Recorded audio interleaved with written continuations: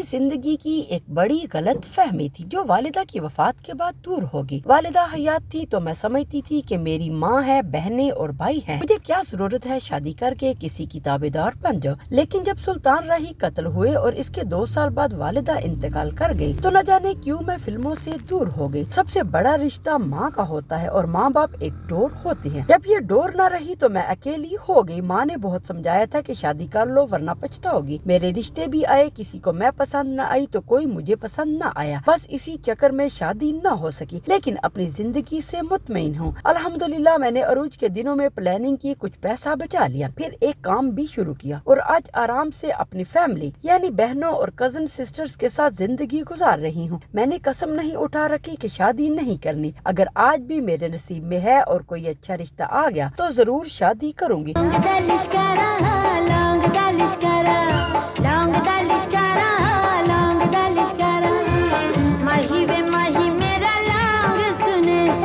گوہر افروز المعروف گوری کے بقول میری انجمن کے ساتھ کبھی کسی خاص وجہ سے لڑائی نہیں ہوئی۔ میں تو انہیں دیکھ کر اور ان سے متاثر ہو کر فلموں میں آئی تھی۔ سب سے زیادہ کام سلطان راہی مرحوم کے ساتھ کیا۔ وہ اداکار اور انسان بہت اچھے تھے مگر انہیں ایک جیسے رول دے کر ضائع کیا گیا۔ یہ کہنا بھی غلط ہے کہ مجھے سلطان راہی فلموں میں لائے تھے۔ وہ ہمیشہ انجمن کا احترام کرتے رہے اور جتنا مجھے ان کے ساتھ کام کرنے کا موقع ملا مجھے بھی محبت اور احترام ملا۔ شادی نصیب کی بات ہوتی ہے اور میرے چاہنے کے باوجود نہ ہو سکی۔ یہ قدرت کے کام ہے، اس سے زیادہ کچھ نہیں کہہ سکتی۔